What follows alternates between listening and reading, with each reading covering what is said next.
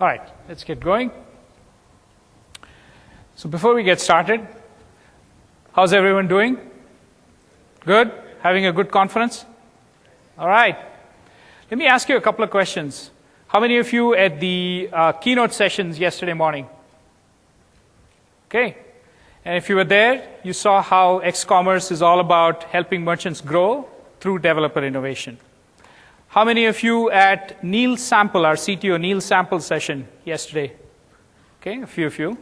And if you were there at Neil's session, he talked about how Xcommerce empowers developers to create the future of commerce. How many of you at our chief architect Jeremy Currier's session yesterday? A few hands. And if you were there, he showed you how easy it is to innovate on X.commerce. But Jeremy's a really bright guy, so he can make anything look easy. All right. Sorry. I'm Shankar Ramaswamy, and I love building stuff with Lego. And in my spare time, I run product management for X.commerce. So I love Lego. I've been playing with Lego since I was a kid. And now, being a middle-aged guy, it could get a little embarrassing going into a store and buying Lego. So I bring my 6-year-old son along with me. So we go in the store and, he says, "Hey, Dad, I want this." No, son, you want that one. That looks better. Right? Dad hasn't played with that one. So anyway, what you see on the screen here is my son's attempt at building San Francisco using Lego. Right? Given the right bricks, the right colors, the shapes, and sizes, he was able to go off and create what he wanted to do. So you're all sitting here thinking, hey, where's this guy going with this? Right? What's Lego, X.commerce? What's the connection? Well, in X.commerce, we have our version of the Lego blocks, which are capabilities. Right? These are the foundation. So the whole idea is to have lots of these capabilities available, be able to put them together in all sorts of ways, and create value in the ecosystem. So why do you care? What's in it for you as a developer? Right? I have 2 words. Fame, right? And I mean fame as in being in TechCrunch or the HuffPost business page, not the HuffPost celebrity page or the Perez Hilton blog. And what's the second one? Any guess? Fortune. There you go. Fortune, right? Money. We're all here to make money. So if you're a developer that's building a merchant product or a consumer product, then leveraging capabilities via X.commerce, the latest and greatest, will give you that edge that you need to win. If you're a developer that's building capabilities, then X.commerce will give you that exposure, right, to maximum number of merchants and developers and give you that edge that you need to win. So what is a capability? It's basically a technology and or a service that solves a business problem in the context of commerce. Let's talk through some examples. Marketplace. What does a marketplace do? It basically allows a merchant to outsource their sales and marketing functions. A marketplace asks the merchant to give them their product data and inventory data, and then the marketplace takes care of marketing that, selling that, and giving the merchant back an order. As simple as that. What's a payment capability? Let's look at that, right? What that does for a merchant is takes care of all payment-related functions, collections, fraud, all of those things.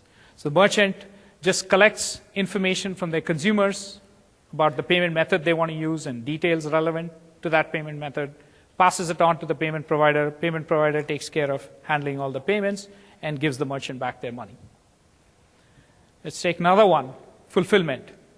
What a fulfillment provider does is takes care of warehousing, picking, packing, and shipping product.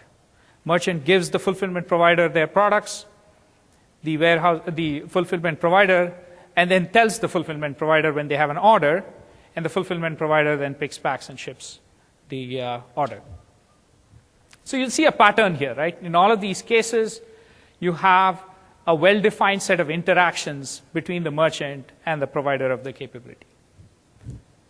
This brings us to the aspects of a capability. There are three key aspects. First one is the backend contract, right? This defines how the merchant and the capability exchange data. Because for the capability to do its thing, it needs some data from the merchant. And so this contract says how that data exchange happens. This is where, if you heard Neil's talk and Jeremy's talk, we talked about an ontology, right? One of the things we want to do as a community along with you is develop a vocabulary, an ontology that we can all use so this exchange of data can happen in a frictionless manner, right? So we want to standardize the data that a payment provider needs so that any payment provider understands the data, and the merchant has to provide it once into the fabric and it goes to any payment provider. So that's the contract.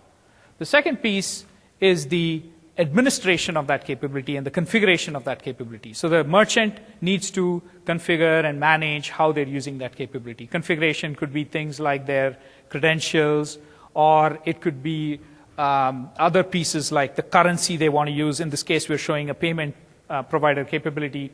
It could be the currency they want to use, the specific methods they want to use, and so on. So that's what this piece is about. And then finally, there could be a consumer experience for that capability. And this depends on the type of capability. Some capabilities will have a consumer experience and some will not have a consumer experience. So again, going with payment as an example, you have a consumer experience where the consumer is picking from a set of available payment methods and providing the relevant information, right? However, if you had something like an accounting capability that you'll hear about later, there is no consumer experience, right? It's all behind the scenes.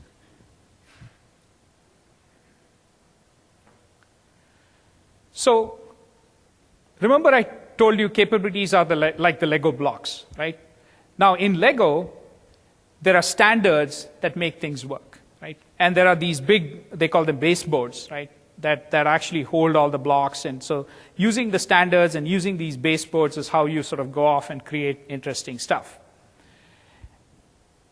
For example, one of the standards in Lego is the diameter of those little bumps on the blocks are 5 millimeters, and the spacing is 8 millimeters, and the bump itself is 1.7 millimeters high. I told you I love Lego, right? So those standards are what make the blocks fit with each other, right? And the baseboard is what holds the blocks. In X.commerce, we have the equivalent of those, right? So we have the X.commerce fabric where all the capabilities attach and things get built, right? The aggregations or the other pieces, and you'll see that in a second, all get built via the fabric and aggregated via the fabric. And the standards are the ontology. So the ontology is what makes these blocks fit, right? This is the vocabulary that all the blocks will use, and that's how they will all fit together. And as a result, you get to spend your time innovating rather than integrating, right? So the whole idea is take away all that grunge work that you have to do today to get things to work with each other and focus on adding value, building better blocks, building better value using the blocks rather than figuring out how to put the blocks together and wasting your time on that, right? So innovating versus integrating. So let's look at a few examples. So the rest of this talk is going to focus on 3 examples to sort of get you thinking about how these capabilities come together and solve business problems for merchants. The first example we'll talk about is multi-channel selling. So what's a channel? There are lots of different definitions. So the definition that we're using is a channel is either a sales outlet for a merchant or a means of driving traffic to a sales outlet. So it's either a sales channel or a marketing channel.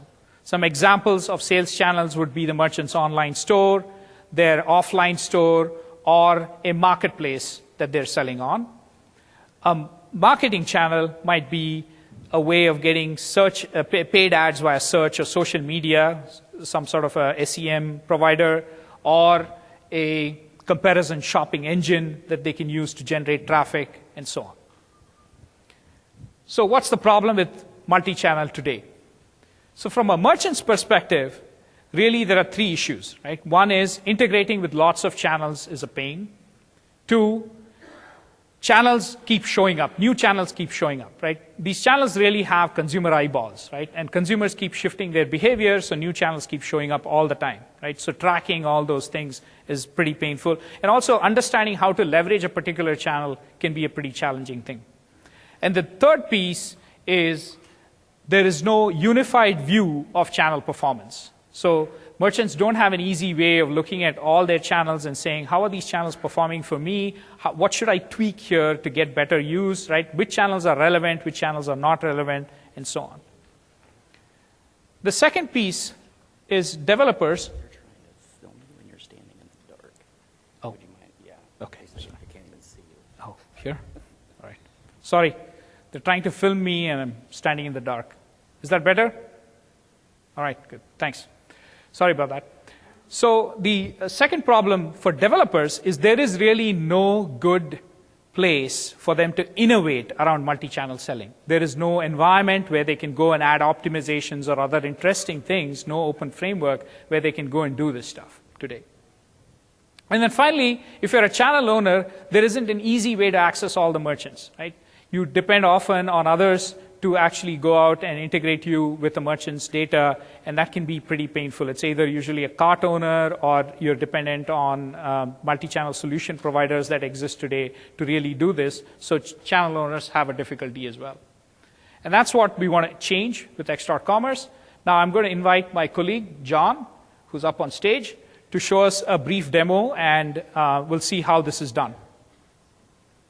This demo is based on Magento, but you should really, I don't want you, all our demos actually today are based on Magento, but I don't want you to limit your imagination. Magento is just one way of delivering these things, these capabilities, and we will absolutely deliver all the capabilities through Magento, but any other cart or any other solution that a merchant uses could benefit from all of these things just as well.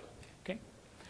So what we've done in Magento is we've actually created a channel tab where we're pulling all the channel-related function together in one place, making it easy for the merchant. So that's the piece that we've done and John is highlighting. And in order to use a channel, there's a three-step process for a merchant. Step one, they have to get to speak the lingua franca in X.commerce, right? So they have to use the ontology and map their custom catalog to the X.commerce catalog. That's a one-time mapping, right, that allows us to understand that merchant's data. Once they've done that one time, then they select the channels they want to use, configure those channels, right, and that's a per channel effort. And then finally, they publish their products to those channels. And then there's a fourth step I'll come to in a bit. So right now what John is doing is that first step. He's showing us how the merchant took one of the products they had, jerseys, right, and is mapping that to men's athletic apparel because that's the closest one in the X.commerce world. And if John clicks on, you'll see the attribute mappings show up as well, where he can set up various attributes and so on. The next part is publishing to the channel. So do you want to go to the channel products? Yeah, there you go. Oh, sorry, managing the channels, sorry. This is where you see the two channels, eBay and Kenshoo. So this merchant has a choice of using those. Kenshoo is a channel that does search engine marketing. And here you see the configuration that's specific to Kenshoo. They have this notion of campaigns that the merchant can use to separate the products and decide how to market different products differently. And then the third step is the actual publishing of the products to the channel. And here you see what the merchant has to do is select the products that they want to publish to the channel, select the products they want to publish, and go ahead and publish to that channel, right? So fairly straightforward. Now, you can see all of these scale, right? So you could add as many channels as you want in that previous Manage Channels tab, right? And the merchant would have all of those channels available. In this menu, simply those drop-downs would change based on the number of channels. So if you added 20 channels, they'd just show up there, and these actions would change based on the specific channel that you had, right? So very scalable. Now let's look at the fourth aspect, which I mentioned earlier, which is cross-channel analytics, right? So once all these channels and the data is flowing through the fabric, you create an opportunity to go ahead and analyze that data and figure out how to optimize channel performance. And this is where Terapeak, one of our partners, comes in. They've created a nice product that does cross-channel analytics. So in this case, you're seeing how different products, what products are doing well on different channels, and they're able to drill down and really the merchant is able to understand what's going on, right, with these channels and how to better leverage them. So that's sort of the idea here. This concludes our first demo. Let's switch back to the slides, please. So what you just saw is essentially this picture in action. You have carts or other merchant products on top. They're connected via the fabric. They're delivering merchant data to the fabric. And then you have all the capabilities sitting below the fabric, and they're consuming the relevant merchant data, right, so they can do their thing. And you can see it creates a nice one-stop shop for the merchants. This is one place they go. New channels get added. Once their data is in on the fabric, new channels get added. They simply add that channel they subscribe to that channel, right? Establish a business relationship with the channel. There is no need for them to do any integration, right? Because they're already set.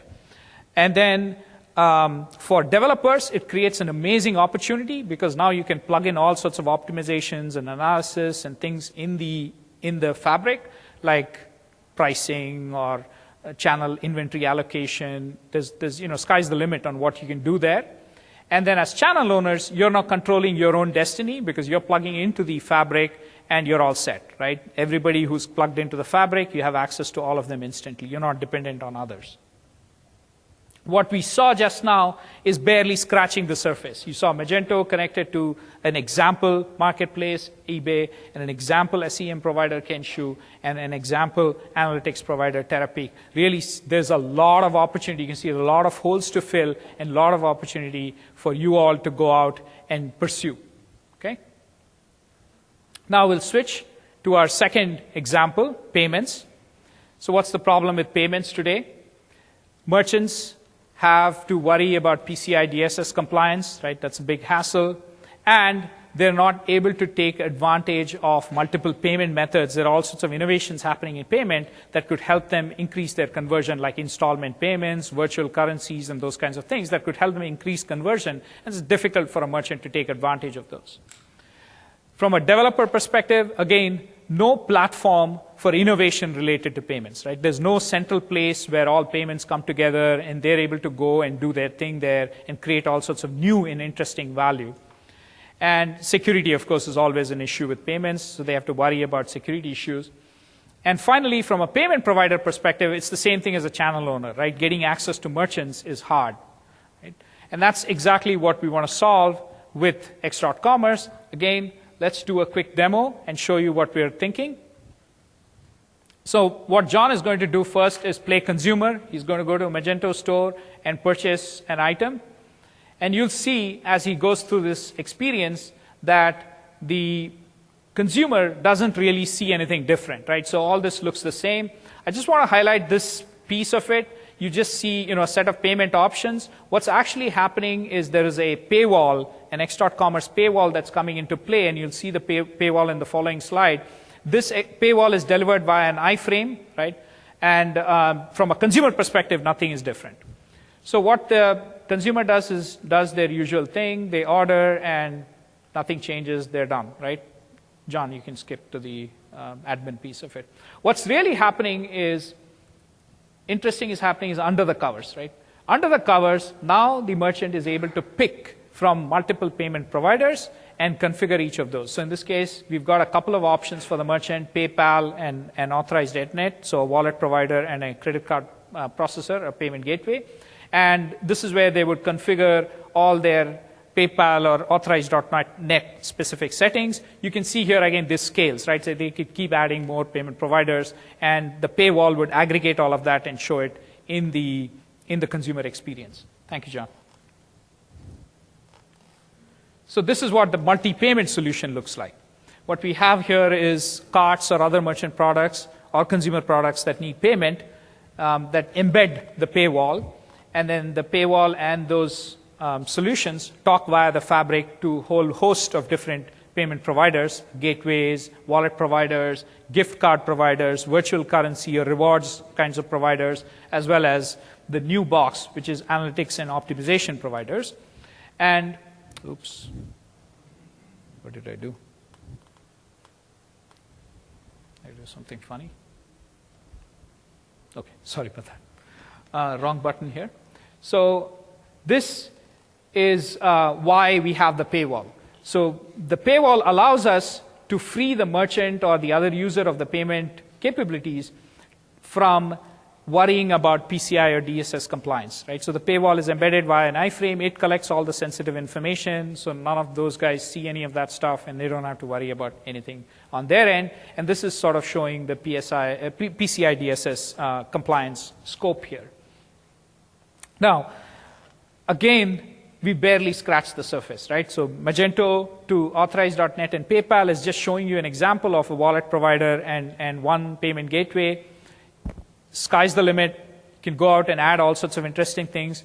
The one that I'm most interested and excited about is the analytics and optimization possibilities in payments, right?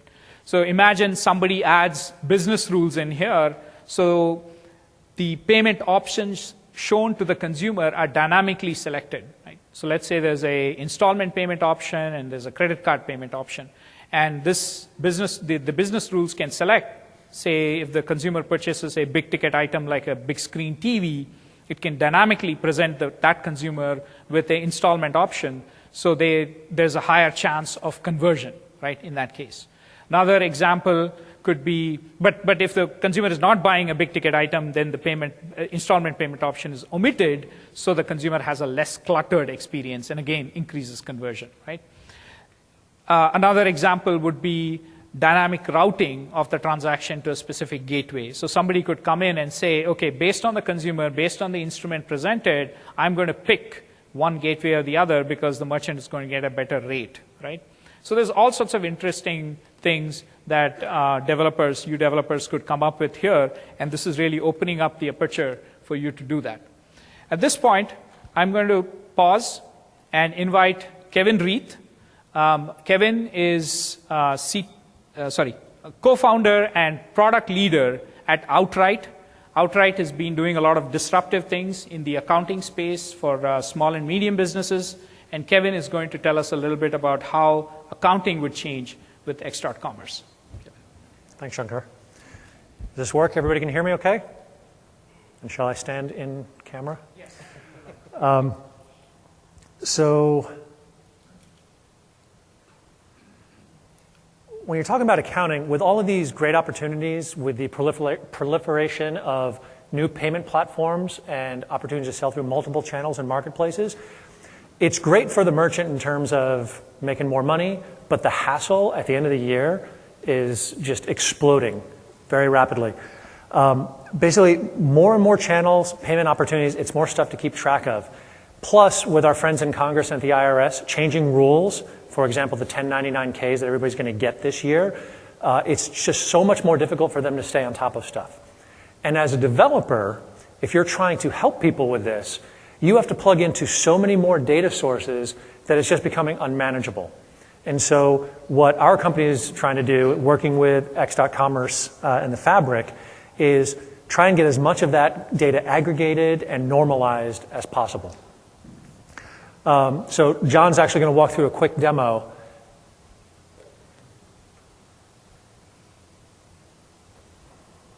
And so as you saw with the demo before with Terapeak, the first screen here shows a very simple chart that is sales by channel, which is pretty straightforward, but if you think about, if you're a developer, which most of you, I guess, are, the amount of effort it would take to go out and get that data from all of those channels, recognize it, pull it in through the payment platform, normalize it, sync it up, dedupe it, is actually a lot of work to do it as a one-off developer. So there's a lot of heavy lifting that has to go on. And the question is, are you going to do it, or can somebody like X.commerce do it? If you click on the next screen, this is a merchant just looking at their total balances. Again, going out, pulling in this information, but not just aggregating the data. We're able to pull out pretty useful insights and tell them how much money they owe for their Q4 estimated taxes, as well as the sales tax that is due. Now, you take the example of the Q4 estimated taxes, there's an assumption in there that we understand your profit and loss. So there's expense data, there's cost of goods, all of that needs to be pulled in, and that's a ton of work to be done for an individual developer. So that's why working with X.commerce, we can do that a lot easier.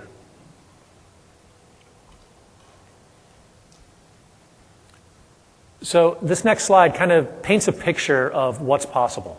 In the lower right-hand corner there, you see kind of payroll and bank data. How many people here know who Yodlee is? Pretty familiar with them?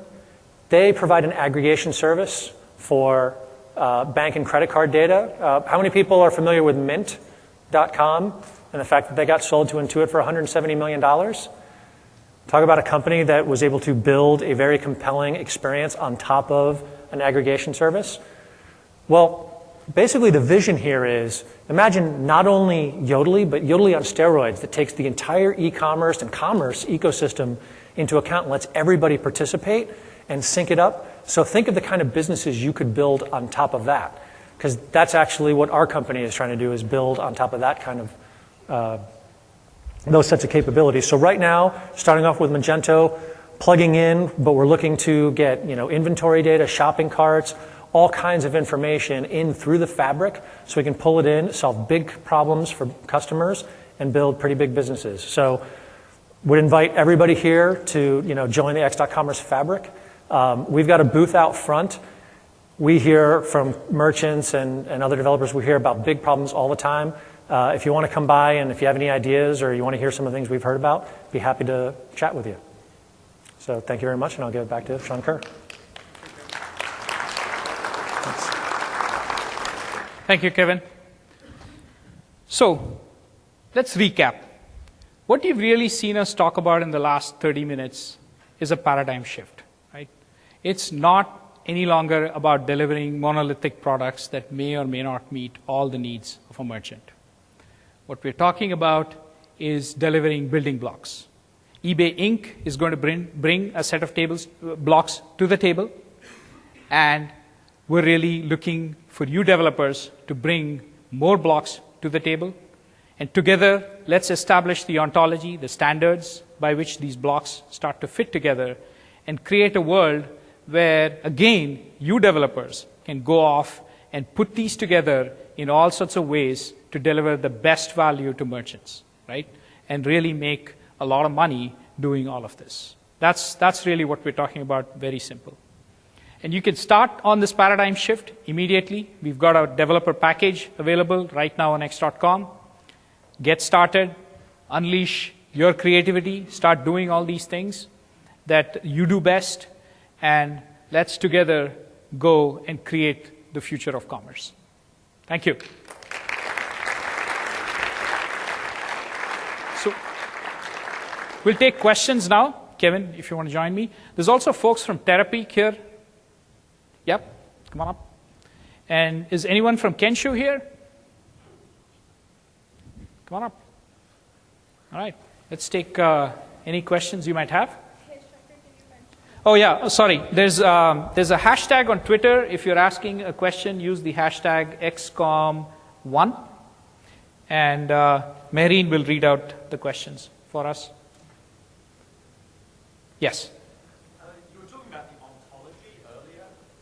Just did a quick check on the site. It doesn't seem like there's anything up there so far. There's nothing that Google caught yet. Yeah. That talks about the ontology. Are you going to be publishing some more, or maybe you could comment a little bit more on where's that at and what does the process look like for Yes.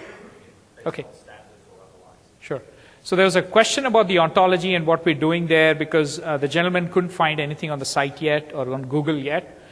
You're absolutely right. This is fresh.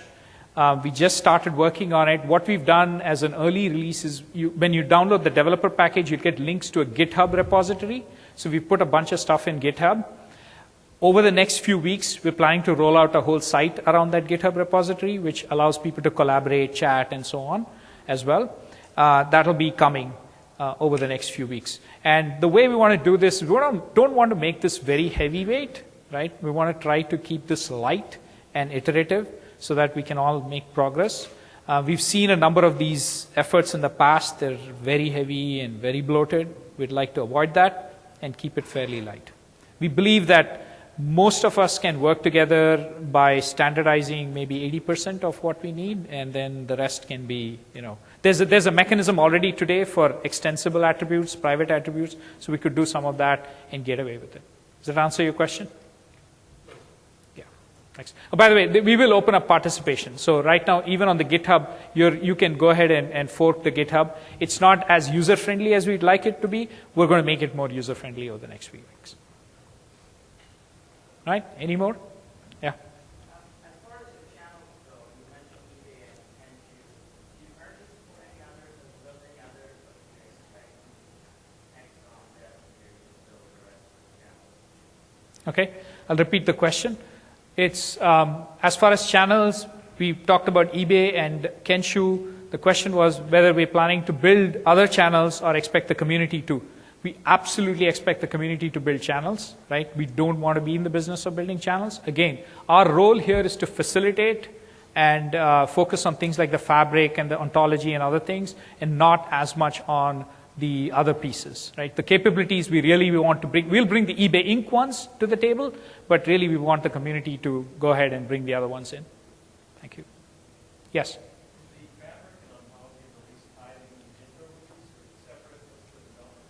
There would be, repeating the question, is the fabric and the ontology release tied to a Magento release or not? No, they would not be tied. They would sort of go independently. What you will see us do over the next few weeks is have an Xfabric running in the right now we have a standalone Xfabric that you can download and run in your own environment. And we have something in production that we're starting some alpha tests with. What we're going to do is have a sandbox environment as well. And so the ontology will be versioned in sandbox and production so that everybody can talk to each other using that particular version of the ontology. So our idea is that we will publish a particular version of the ontology in sandbox and production. Questions? Yes.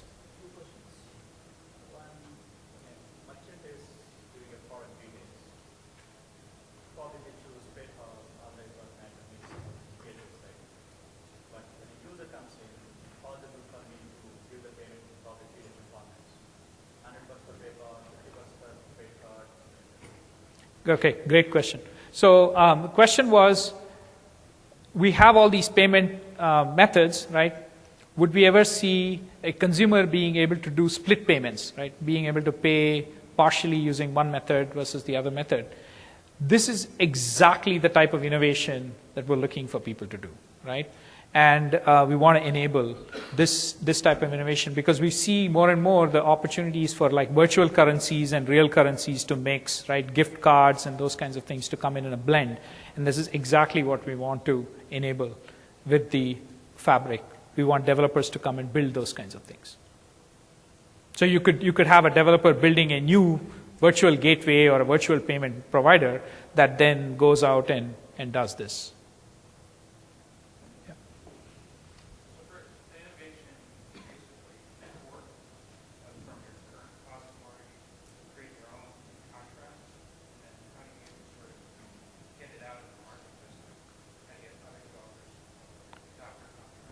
Okay, so question was about the process by which we would evolve the ontology. Is that fair?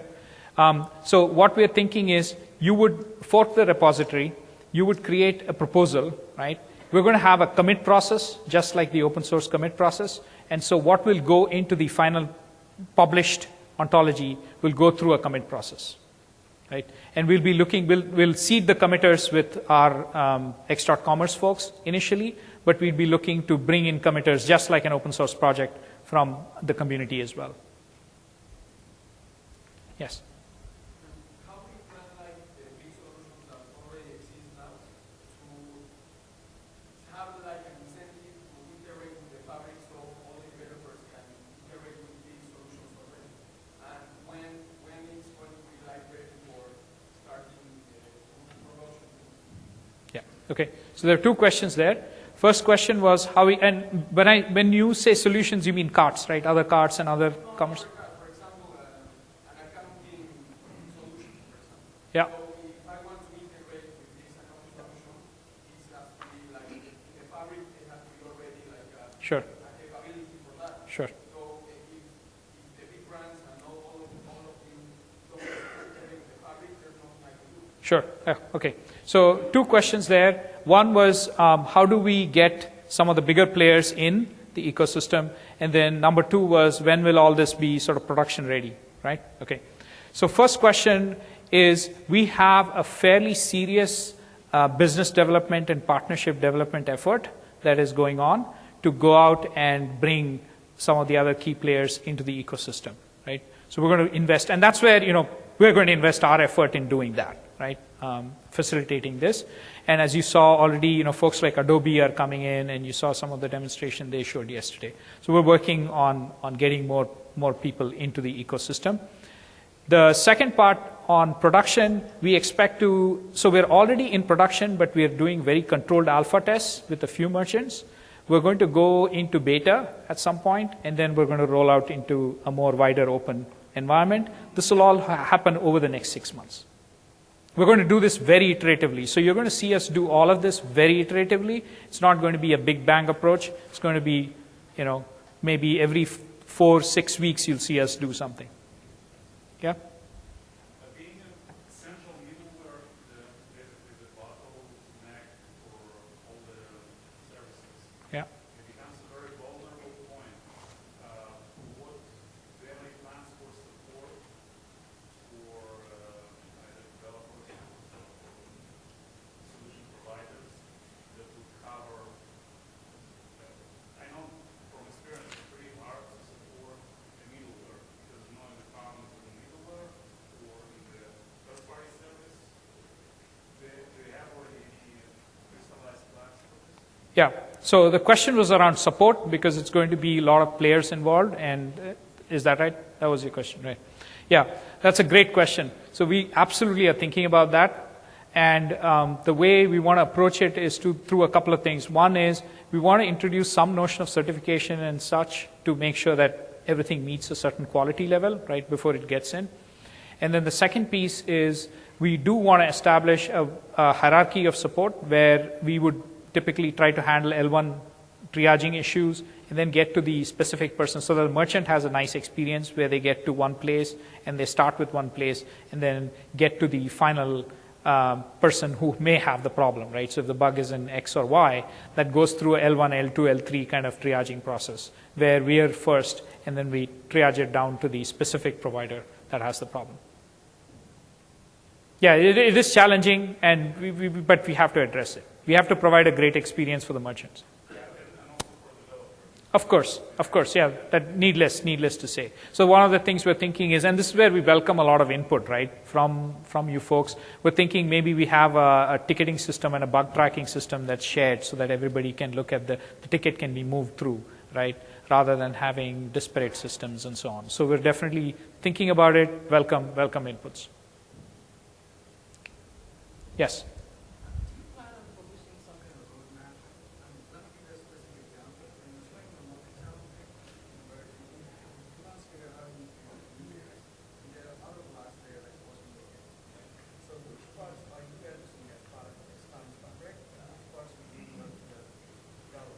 Okay.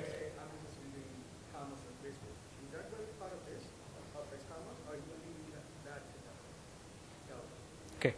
So the question was, will we publish a roadmap that allows developers to see where they may be in conflict with us, right? We will absolutely publish a roadmap, but as a general guideline, we're focused on bringing eBay Inc. assets to the Fabric, right? We're not looking at bringing every asset in the world to the Fabric. We're really leaving that up to you folks to do that, right? Having said that, our intent will be to seed this. Look, it's a flywheel, right? We've got to get this flywheel going. So we've got to make the Fabric interesting and appealing for merchants to come in, right? And as the merchant base grows, it becomes more appealing for developers to come in, and you create that circular flywheel effect, right? So from that perspective, we will try to make the Fabric interesting and as interesting and appealing to merchants as possible because we want to get them in. So in the short term, we may go off and do things, but our intent is not and it depends on how fast developers pick up, right? So if developers start filling out all the holes quickly, then we won't be investing in that. Our intent is not to invest in those capabilities. It is really to build critical mass so we get merchants in. Does that make sense? Yeah, right. Question? Yeah, a question for all of the developers. To what extent is the value for you around other particular capabilities already there in Fabric that you're leveraging? Or is it really more about you're interested in offering your own capabilities through the Fabric as a channel? So leveraging what's there versus offering your own, making it a channel for your capabilities. So let me repeat the question, and then I'll let you guys answer. So the question was, what's motivating these guys to participate? Is it to offer their capabilities via the Fabric or to leverage other capabilities via the Fabric, right? So Kevin. So I'll go first, and our answer might be different. Given the nature of our problem, we are much more interested in what the Fabric can do to get other people to add their capabilities, because our biggest issue is tying into multiple disparate systems to give a merchant a holistic picture of their business, cost structure, all this stuff. So, anybody thinking about working on some really cool inventory apps, please come talk to me, because I'd love to see you in there, seriously, because cost of goods is a nightmare. So that's from our perspective. Shankar and I are about to get very close. Terapeak, we're a data analytics company, and we really want to get our hands on as much data from as many marketplaces and channels as possible.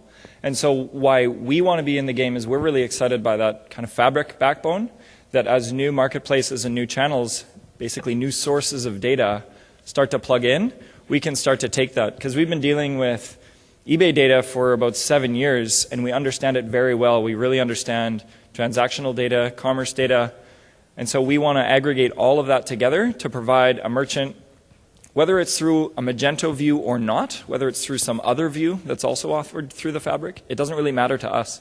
We want access to that backbone of data, and that's really exciting for us that there's maybe a common playing ground for all these different channels. Kenshoo is a search engine campaign management and optimization technology platform. We also manage a great deal of social marketing campaigns. We have a huge amount of clients and business in the retail segment, particularly with some of the largest global retailers, many of the names of which you'd be familiar with. But local and small and medium-sized businesses are a key strategic area for us. So we've partnered with XCOM and eBay and Magento specifically because we want more customers, and we really see this as potential opportunity for huge growth for Kenshoo. So. Yeah, if I could just add on to what he said about Kenshoo, one of the very interesting things they've done is they've actually taken something that they were selling, very very sophisticated product that they were selling upmarket to very large companies, and really, made it very easy for someone down market to use, right? So literally, their product takes a product catalog, takes a budget, and goes off and figures out how to optimize traffic for that merchant, right? Now that's an example of something that I would urge all of you to do and think about. How do you take something that's, it's not like the small guys don't need sophisticated technology, right? They do need the same sophisticated technology, except it has to be very simple for them to use. And that's what Kenshoo has done, is taken something that's very complex and simplified it to a point where all the merchant does is set a budget and give them their catalog and they're done, right? And that's something that all of you should think about, is how do you bring that very sophisticated technology that you may have, that you're selling to maybe the Fortune 500, and bring it to the Fortune 5 million, right? So, all right. Any more questions? Actually, we're over time, but I don't see is Jeff here? No? Okay, I don't see the next set of speakers, so we can go for a couple more minutes. Yes?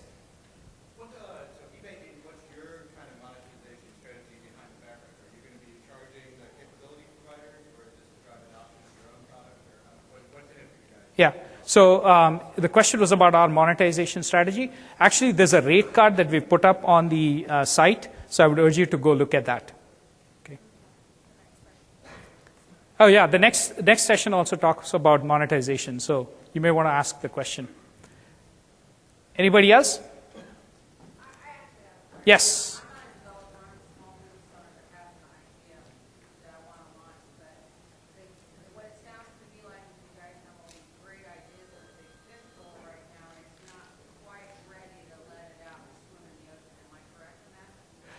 So not quite, because so the question was, she's a small business owner and she's wondering how she can leverage all of this today. Is that right? Right. Well, I understand that, I've had to go hunt and fit for different types of platforms to build my business already, but Yes. yeah, it sounds like they're going to make it a lot easier, but you're right, everybody that I've talked to so far today has been saying you're too small for what we've been doing, so it just doesn't sound like you guys have toned it down enough to where it is ready to launch it for us guys that are making under $500 million a year or whatever it is. Right. So our goal is to deliver it through carts like Magento, right, where all of this value would come to you in a very consumable, simple form in Magento, right? You saw some of the stuff we showed you around channels and so on. So the idea would be to tie, did you hear about the Magento App Connect, the Connect marketplace, right? So the whole idea would be that a lot of the capabilities that you would start seeing on Connect would actually be connecting via the fabric to things at the back. And that's how you'd see a lot of that value. So from your perspective, it would be very easy to consume those things. Right, it's not ready to go now, it's ready to go. Yes, it'll start dribbling out. So it's not like, it's going to be a big bang. It's going to keep dribbling out over the next 6 months. Yeah. You'll see some of this in beta form in a few weeks, actually. In about 8 weeks or so, we plan to do a beta. And then even now, if you're interested in some of this, you can get into a controlled alpha that we have. I can, just come see me. And you can start experimenting, and then we've got a beta coming out, and then we'll increase slowly. That's the plan. Okay. All right. Thank you very much. And if anybody else has a question, come by. Thank you.